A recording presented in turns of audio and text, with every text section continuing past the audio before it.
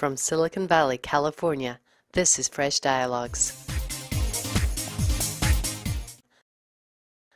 Paul, thank you very much for joining me today on Fresh Dialogues. I really appreciate it. Okay, good to be doing this. And now some people are saying climate legislation is going to kill the economy. What do you say to that, Paul?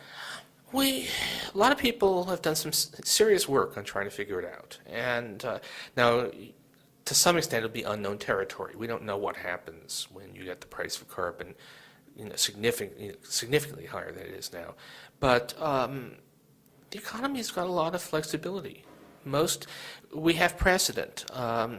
We had the problem of acid rain, and we introduced a cap-and-trade system, SO2 permits. And a lot of people said, oh, it's going to kill the economy, terrible stuff.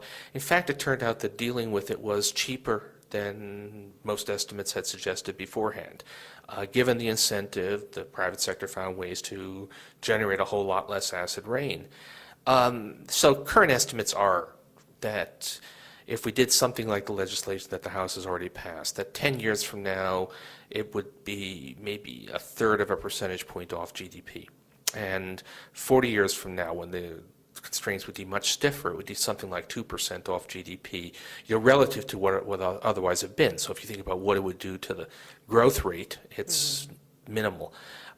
We don't know that those numbers are right, but if history is any guide, they're probably too pessimistic. It's just not a big deal.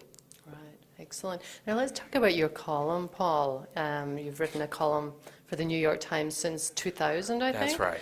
Now, you didn't pull any punches with the Bush administration. In fact, you talked last night about the Bush White House being evil and stupid. Yes.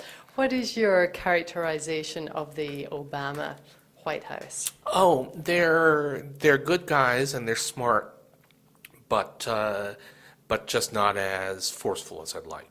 So no, it's a world of difference. This is not. We're now having when I argue with them in my column, this is a serious discussion. I mean, we really are talking about. We really are in effect speaking across the transom here. Is it really a dialogue? Are you hearing back from them? Oh yeah. I mean, that's it. Yes, this is. Does Ben Bernanke call you up? Ben Bernanke doesn't call me, but obviously is aware of what I'm writing. But no, people in the administration do call me, I'm never going to be an insider type, but at this point, I actually do have, genuine contact with. Both with the White House and with congressional leadership, so it's no longer this sort of Cold War as it was during the Bush years. Right, and some people describe your writing as having a missionary zeal. Where does that come from, Paul? Can you trace that back? Oh gosh, I have to say, during the Bush years, if you didn't feel passionate that we had to change things, there was something wrong with you. You didn't have a pulse.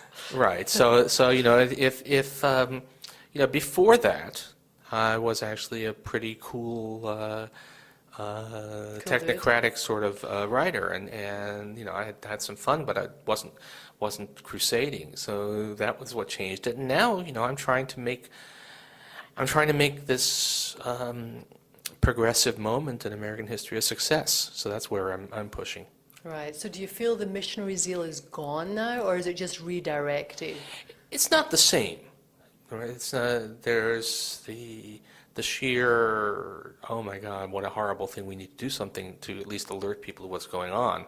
That's not true now, but I'm still trying to get stuff to happen, right? And it's